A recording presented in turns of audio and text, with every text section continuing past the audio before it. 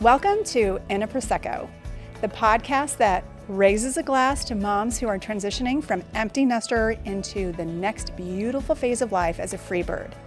I'm your host, Bernie Slowey.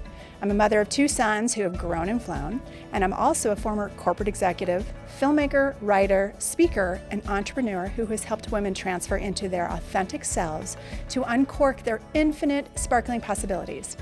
So whether you're sipping a Prosecco or your favorite beverage of choice, join me as we pop open today's message in a bottle. Welcome to the very first episode of In a Prosecco. I'm your host, Bernie Slowey, and you may be wondering, what is In a Prosecco about? Because unlike the title, we will not be talking about Prosecco and the various brands, but rather what's inside. And what I mean by that is that many of my favorite conversations as a young mother through the time that I became an empty nester were conversations with girlfriends. And believe me, they were lifesavers. So, being the first episode, I thought it was only appropriate that I actually pop the cork to celebrate the occasion. And I must say, I'm kind of a pro at this, and I have no idea if this is the correct way. But in the future, I think it is probably a good thing to talk about what is Prosecco and why I drink Prosecco is because champagne gives me a headache. And I could go through a bottle with friends and not wake up with a terrible hangover. But not only that, for whatever reason, I feel like the bottle is easier to open on a Prosecco. I don't know why, but I never get tired of hearing that sound. And that was super easy, right? So this glass is special to me because it was given to me for my 50th birthday when I went to St. Lucia. And the island of St. Lucia happens to be the only island that is named after a female. And so I thought it was also appropriate to drink from this glass. But in a Prosecco, not only for the celebrations of conversations I had with my friends, and we'd created this Friday afternoon club. So when the kids were little, it'd be a way for the moms to pick up the kids after school, come together, and we'd talk about whether it was something school related or whatever was going on in our lives. Well, then the kids grew up and then decided, well, moms still need to come together because there's new life issues. And especially when it comes to all the different changes that we're experiencing. And I feel like every decade of our lives, there's always some kind of assessment of who are we, where are we? And certainly right now, as I'm going through some other changes. And so it's savoring every second and savoring all the celebrations in the bottle, but also in life in general, because I think I'm really proud of the fact that my kids have flown and grown. But with that said, there was so many things around the In Prosecco that I've had this idea for so long. So when I turned 50 and realized that there were more years behind me than ahead of me, and that my mother was my age now when she had her stroke. She died in 2012 at the very young age of 62. And so I really want to take real importance to my health. And I think in doing that, sometimes we got to look at our mental health as just as important as our physical health. I also found out just this last week that I'm officially in menopause. So, there's a lot happening in the transitions of women as empty nesters. We're not only feeling the emotional loss of our kids and the family dynamics, but we're feeling distressed about, like, are they going to be fine on their own? And then there's the very real, okay, what's happening physically to me? Body changes. I've had weight gain, hair loss, all those things that were unexplainable until I confirmed that, yep, I'm going through another. I've heard the term menopause is now a change of life, which I kind of like that because, again, it goes back to every decade, there's some kind of theme I felt like in my life that was changing. And so, with that, I cheer to you the life changes that we're going to be talking about that are not only life changing, but they're game changers for how we want to look at life. Mm, yeah, effervescence. I love it. And the chill. I'm going to get a chiller for the table so it stays cold. And I don't plan to actually complete this whole bottle myself. That's for when guests arrive, because I plan to also have experts on the subject of this empty nester syndrome. What is it? But also because I this is something else I learned, that it is not technically a clinical term. It is more of a phenomenon. It's classified as a phenomenon. It's not in the DMS-4, DMSV-4 classification of any kind of disorder. So I don't think that this is a topic that we get to talk about very often. And when we go through these emotions and the feels are real, there's really an expectation like when life moves on, but we don't really go into the deep dive. What is this about? And what I feel that I learned is that there were really unresolved issues from childhood and the relationship that I had with not just my mother, but with my father, because of the parent that I became, was really to make up for things that I didn't have when I was young. And so that really, for me, was an eye opening like, well, I parented the way that I parented because it was what I wanted and what I observed with my friends and what I admired about how their parents parented them. And what I will go into in future episodes is how I learned that I was parentified. So, really being a parent to my parents.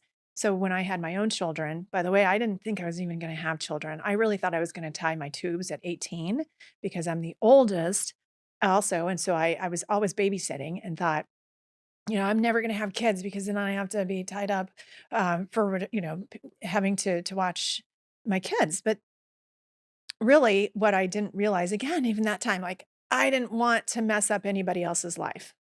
If I could prevent it, I didn't want to have kids of my own.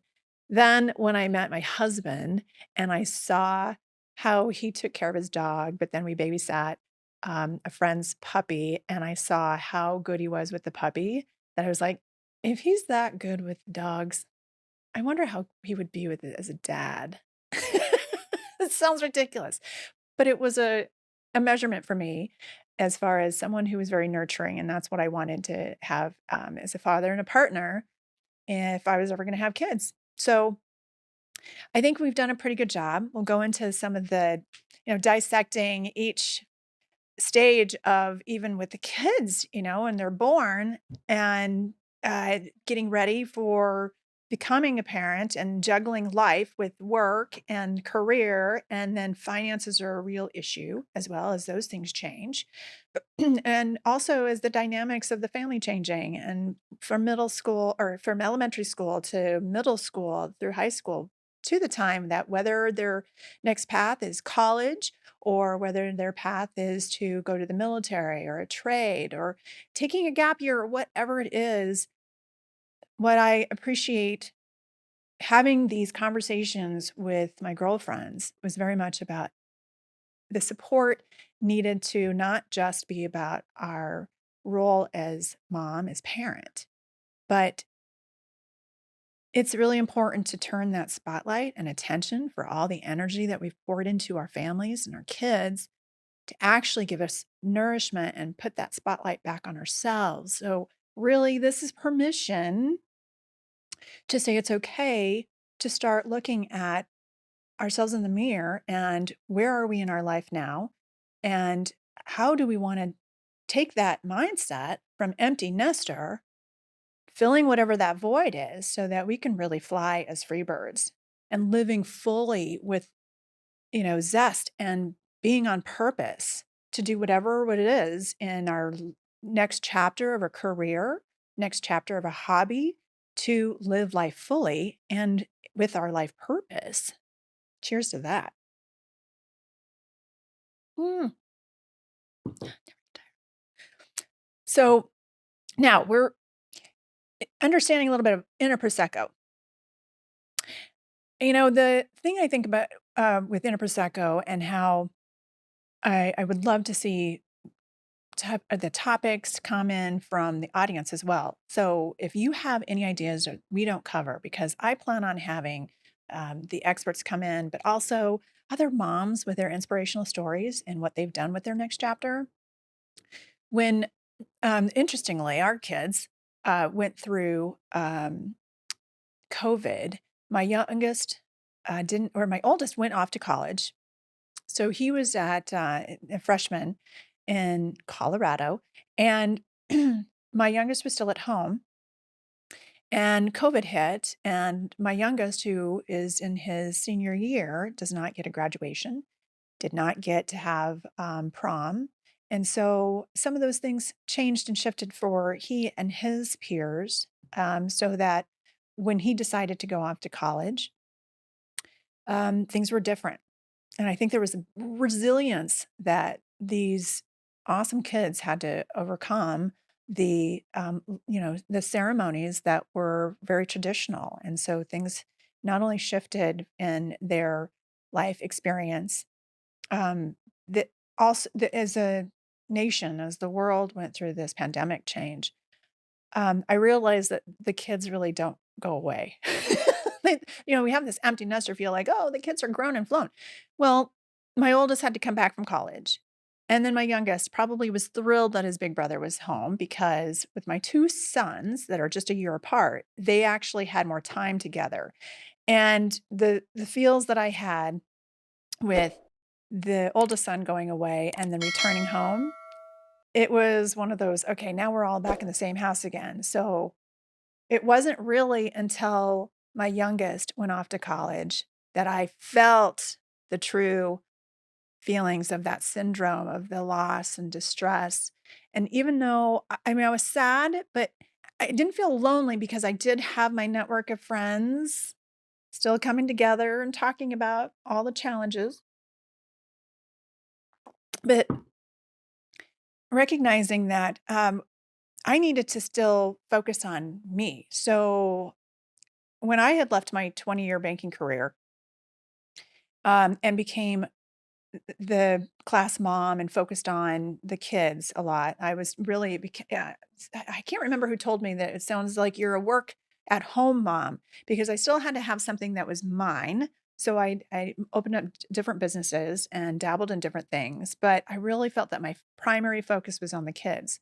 So that when my youngest did finally leave the house and started school despite COVID, I did not want to be at home alone when that happened.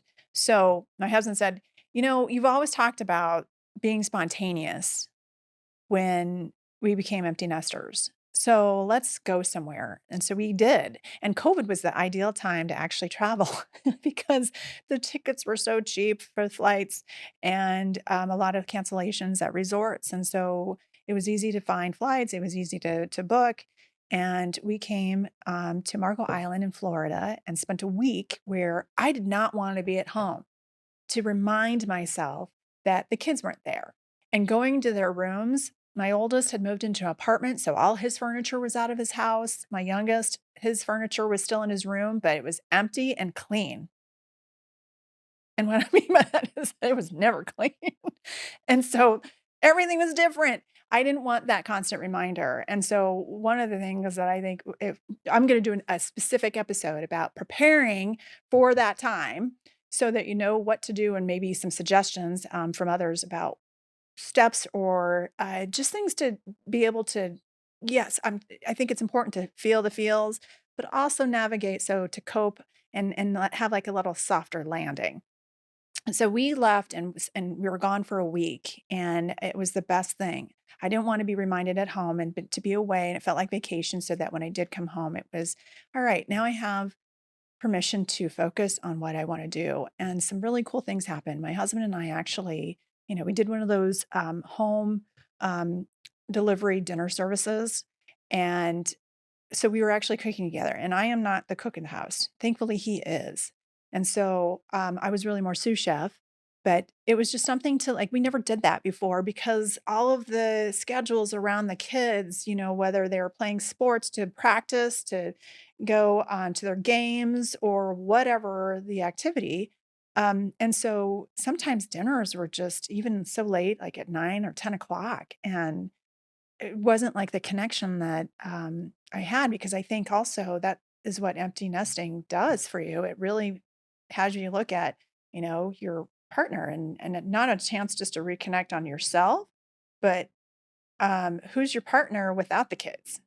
Because that was for 18 for us, it was 20 years of not having or the kids really being the focus, and not by accident, it's just part of life.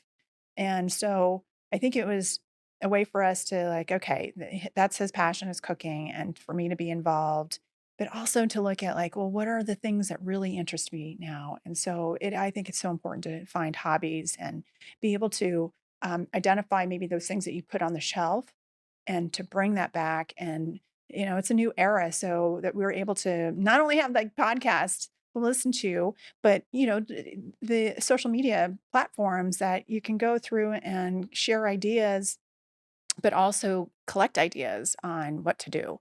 So I'm really wanting to be able to bring some great ideas to you when you're looking at major life shift and what those hobbies are that you want. And I think that more importantly, empty nesting is about how to refeather that nest. And what I mean by that is that this is an inner journey that I have found to not only be coping as on a psychological level, but I really feel that this is a chance to reconnect your body, mind, heart, so that on a spiritual level, that it's running on all cylinders. This is a chance where the kids are going to come back, but how are you going to be the best role model? Because whether they're coming home for a pandemic, they're coming home for the holidays, they're coming home because they just want a home cooked meal or do the laundry, whatever the case may be, introduce the new boyfriend, girlfriend. How are we now outside of being a parent? Because we want our kids to be the young adults that their perspective on life is very much of, did we get them prepared? So when they do come home, are they going to be like, gosh, mom just really wants it all to be about me? Or are they going to be really excited that, hey, mom and dad are doing great? That makes me feel better and that I can go and fly and be the person that I need to be. I think that's so important for parents to understand that the other flip of the coin is kids are paying attention too. They're very observant from day one. They pick up on us. They pick up on our energy. They pick up on on on on every frequency of the stresses. And so for them to understand that mom and dad are okay, and especially mom, because I think, hey, dads are very important, but home is wherever mom is and whatever physical location she is, wherever she is mentally, emotionally, and spiritually, that is a huge impact on children. So when we moved from Colorado to Florida, my younger son was still in college and I wanted to wait to move until he was actually graduated so that he had a home to come to. It was just down, 45 minutes away at the most. And we decided to go ahead and pick up and leave. And this was just a year ago. When we asked our son about whether or not he was okay with it, he was like, yes, please, because we moved to Florida. So it was warmer. And he said, it would give me a way to get away from the cold. And the thing is, what we found is that it was the best thing to watch him adulting. And I really am glad now that we made that decision because emotionally I was still tied and I'd grown up in the same state for 39 years. We raised our children for nearly 20 years in the same house. So for us to pick up and move, it was a big deal. That's probably one thing that I would say too is like, if you're going to make a decision, don't make the decision based on what your kids want. It's time to cut the umbilical cord and make the decisions that you want. So when people asked, like, are you moving to Florida for retirement? Because I guess everybody assumes that when you move to Florida, it's retirement. I said, no, I moved because I wanted to be here for re inspirement. Because I think that I want to be able to do whatever in my next chapter that I absolutely love. So my body of work and all the career stuff that I've done to, the corporate, being a solopreneur, a multipreneur, there are so many different hats and roles that I'd played that I wanted to really find what is my passion truly. And that's what I think has been exciting is that it's like going back to school in a way. And to reignite some of that passion with my husband has been important because we don't have the distractions. And he's going through the same thing. He has his own thing where he's like, okay, I did this for so many years. What's my next chapter? And so to give us the chance and opportunity to do that and meet new people and still stay connected. The beauty of the era I was talking about, being able to have like information at our fingertips, is that we're also able to keep in touch with friends much easier. So the FaceTiming or Zoom, that it's not that far. And what's also interesting is when you move to a state that when you were landlocked in Colorado to moving to, more water, your friends want to come visit you. So when that does happen, you definitely need to set up a calendar.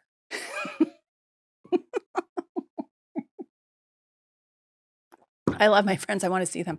Believe me, it's that this change is exciting for them too, because they're kind of curious, and that's okay. And I think it's kind of one of those testing the waters. Is it someplace that I might move to? And that is my secret mission, actually. I want all my friends to come move with me, and I just want a cul-de-sac of all of us reunited, where we can have Friday afternoon clubs again. Like we don't already over Zoom.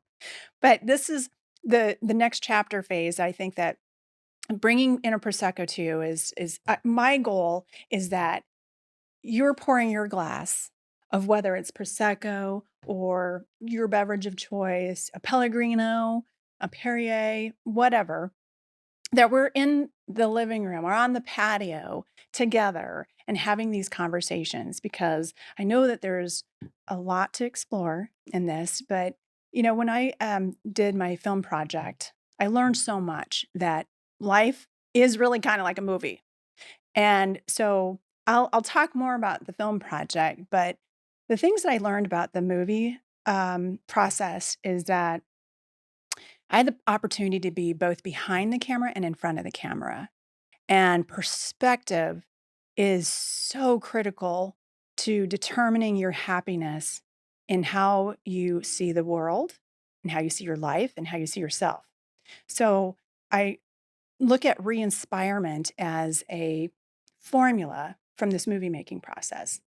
So not only do you have a chance to reframe how you see your life and the life around you, because there's also different perspectives. I said, your spouse is going to have perspective on this life change, and so will the kids. So how do you navigate that? Because as moms, we're really the core, and so we're role models for those around us. And then rescripting, because we have a script of life, of course, what story we have from childhood. And I'll dive into a whole lot about why I overcompensated as a parent and recognizing that what I learned from my parents was what not to do. So, and looking and learning how to do it differently and what I'd hoped to do it better, and my children teaching me so much about, Mom, what you wanted doesn't mean that's what we want. And so to really understand that rescripting is about telling our story, but how we want to share that story and how to write that story in the future for the next chapter. Then there's just redirecting. So I ended up directing this movie that happened to accidentally become my story. And the big aha was, wow, not only am I seeing that, writing the story and editing it and going to post production, but directing my movie about my story is really transferred into how we direct our lives. And there are so many things I can talk about that. That's another episode for sure. But when we look at how to take action, there's a toolbox that I'm wanting to present in a Prosecco. So not just all the different fun Prosecco brands we can drink, but I've been really fortunate to be able to, I had a retreat business where I took that same body, mind, heart, and spirit connection to seeing how when women have a chance to really connect on all four spectrums, that the evolution, the transformation that can happen to really open our eyes to possibilities. So that's what I want, because of the redirecting means that what action do we take based on the tools we're given, and whatever information that you hear, if it resonates for you, fantastic. And if something doesn't resonate, well, then you just leave it. But the beauty of the redirecting is that you're in the director's chair. Not only can you decide what action to take, but sometimes it's embracing the surrendering to the process. So if you are feeling the feels, allow that, embrace it, and then lead into the next ability to, whatever new ideas that you're presented with. I want to provide some of the magic too in this, because it'll be an evolution to becoming a free bird. And it is liberating. And not only is it something that I'm hoping that we can explore on a scientific level, but also on a very spiritual level as well. So, with that said, as I finish my last sip, but not last flute glass, I'm excited to explore more topics with you and bring on guests that I'm excited to learn more from. And we'll just see where this goes, because there's always going to be whatever the message in the bottle. And I tell you what, it is also some truth serum. So until the next episode, thank you for joining me today. And we'll see you next time. If you enjoyed this episode of In a Prosecco, be sure to subscribe so you're notified when a new episode is posted. Rate and review the show, and please do comment and share ideas for topics that are important to you. A friend who cares is a friend who shares. Here's a toast to you on your re-inspirement journey. Cheers.